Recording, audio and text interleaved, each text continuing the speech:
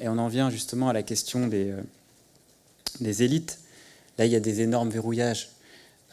C'est Hervé Kempf qui montre bien dans son livre « Comment les riches détruisent la planète » qu'il y a, quand il y a trop d'inégalités, trop de stratification sociale, ultra pauvres, ultra riches, à un moment, il y a des cloisonnements qui se font et les classes tournent entre elles. Et chaque classe veut imiter la classe du dessus et on part dans une surconsommation parce que tout le monde veut ce qui fait la caractéristique de la classe de dessus. Et les ultra riches, ils sont du coup dans un cocon, un nuage, une sorte de bulle, et ils ne se rendent plus compte, ils n'ont plus assez de feedback sur leur environnement. Ils sont dans une telle abondance, ils sont tellement déconnectés hors sol qu'ils n'ont plus de signaux.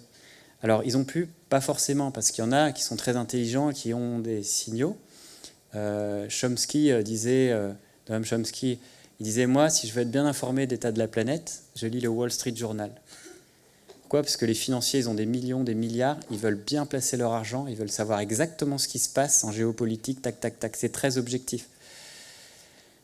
Donc, il y a des gens très informés dans les élites ultra riches, politiques et économiques. Les élites. À Davos, par exemple, je crois que c'était en 2012, Raphaël qui avait pris ce graphique, il me disait le thème de l'année à Davos, c'est la résilience.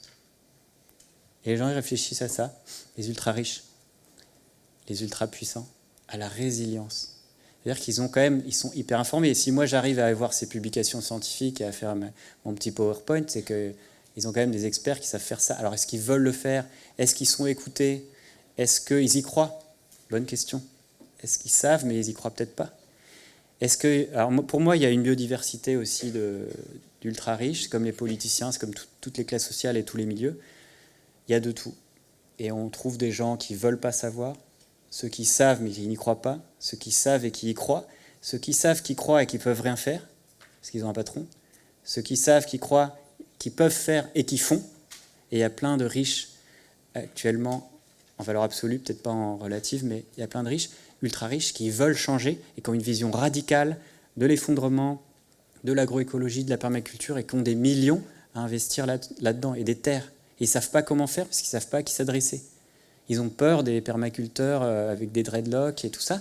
Ils savent pas comment. Et les permaculteurs, ils n'ont pas d'argent, ils n'ont pas de terrain, ils ont des super idées, ils ont peur d'aller voir des ultra riches. Ils ne savent même pas où c'est parce que c'est des classes sociologiques différentes, ils ne se côtoient pas, ils n'ont pas les mêmes clubs, les mêmes voilà. Donc il y a plein de dans les verrouillages, les déverrouillages, il y a plein de travail à faire. Et puis il y a les ultra riches qui se préparent en mode survivaliste. Il y a eu un article célèbre dans le New Yorker qui décrivait voilà toute l'économie des bunkers dorés. Aux États-Unis, ils s'achètent des terres en Nouvelle-Zélande avec un jet privé, une piste d'atterrissage rien que pour eux, avec des barbelés, tout ça, des potagers, des gens qui font des potagers pour eux. Et puis ils sont en Suisse, et puis en cas de pépin, hop, ils filent dans leur potager en Nouvelle-Zélande. Enfin, tout un imaginaire comme ça. Évidemment, quand on a de l'argent, on va plus vite. Et si on a de l'argent et un imaginaire survivaliste, on va plus vite là-dedans, dans la préparation. Mais si on a un imaginaire transitionneur, quand on a de l'argent, on finance les mouvements de la transition. Et je connais des ultra riches qui financent des mouvements de la transition de manière très efficace. Donc il y a de tout. Et je pense que ces derniers mois, ça bascule. Et on l'a tous senti cet été, il y a eu un basculement, il y a eu Nicolas Hulot, il y a eu la canicule, il y a eu la planète étuve, l'étude. Dans l'imaginaire populaire et dans toutes les classes, ça bascule.